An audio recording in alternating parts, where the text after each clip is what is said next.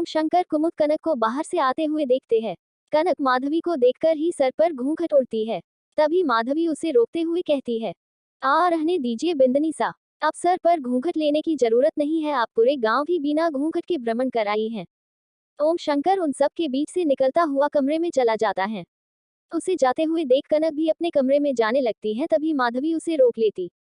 रुकिए बिंदनी सा, कहाँ गई थी आप? हवेली में किसी को बिना बताए? माधवी ने कनक से पूछा।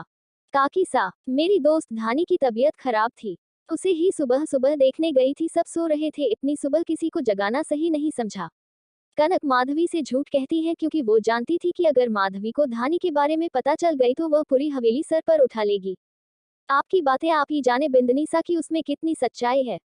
कहते हुए माधवी वहां से चली जाती है। रात के हुए बहस से कुमुद कनक से गुस्सा रहती है। वो कनक से बिना बात किए ही चली जाती है। कनक पहले से ही गिल्ट में जी रही थी। उसने सोचा था कि कुमुद को सारी बातें बताएगी और उसे माफी भी मांगेगी, लेकिन कुमुद तो उससे बिना बात किए ही चली गई थी। कनक थकी हारी अपने में जाती है जहां ओम शंकर अपना सारा सामान दूसरे रूम में शिफ्ट कर रहा था। कनक हिम्मत करके उसके पास जाती है उससे बात करने, लेकिन तभी ओम शंकर एक कागज देता उसके हाथ में थमाता हुआ कहता है, ये तलाक के पेपर्स है, अब इस जबरदस्ती के रिश्ते को यही खत्म करना सही है। मैंने साइन कर दिया है, तुम भी कर देना, और आज से तुम कमरे में आराम से रह सकती हो, हम अपना सामान लेकर दूसरे रूम में रह लेंगे। कहते हुए ओम शंकर कमरे से बाहर चला जाता है। कनक तलाक के पेपर्स हाथ में लिए अवाक सी देखती रही। कनक कभी तलाक के पेपर्स को देखती तो कभी दरवाजे को, जहां अभी अभी ओम शंकर अपना सामान लेकर चला गया था। वो कुछ कहना चाहती थी ओम शंकर से, लेकिन उसके शब्द मुंह में ही रह गए। ये दिल की बेबसी थी या जुबान की? कनक को घुटन होने लगी थी, उसकी आंखों से आंसू आने लगे। यहाँ कनक बिखरी हुई थी।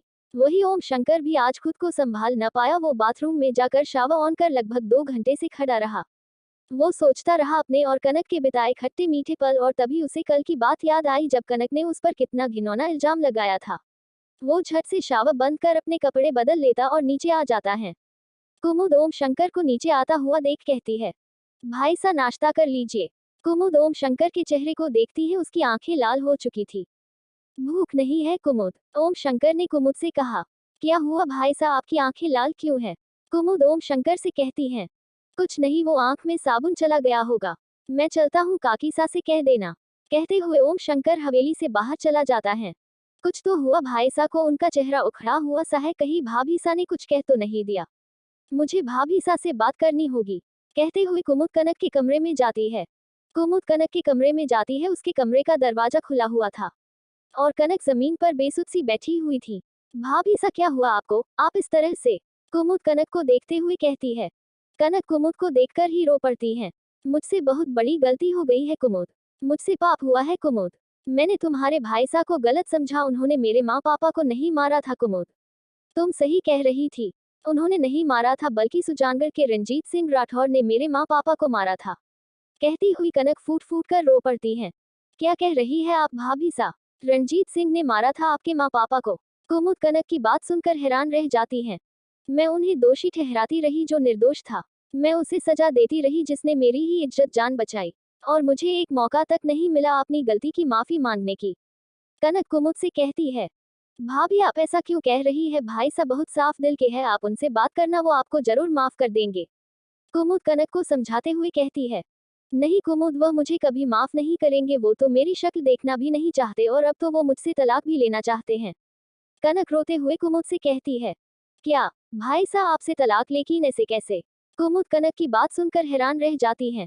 शायद यही मेरे पापों की सजा है जो उन्होंने मुझे सुनाई है। नहीं भाभी सा, भाई सा गुस्से में होंगे इसलिए ऐसा कह दिया होगा।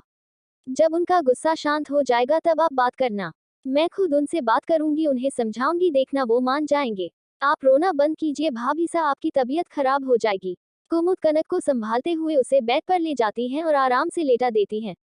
भाभी सा आप चिंता मत करिए, सब ठीक हो जाएगा। आपने कुछ नहीं खाया है, कल से भाभी सा मैं आपके लिए खाना लेकर आती हूँ। कुमुद कनक को कमरे में छोड़कर उसके लिए खाना लेने जाती हैं।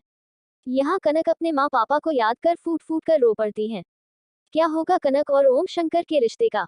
क्या ओम शंकर कनक को माफ करेगा, या हो जाएंगे दोनों अलग हमेशा के लिए? जानने के लिए अगला भाग जरूर सुने और चैनल को सब्सक्राइब करना बिल्कुल न भूले।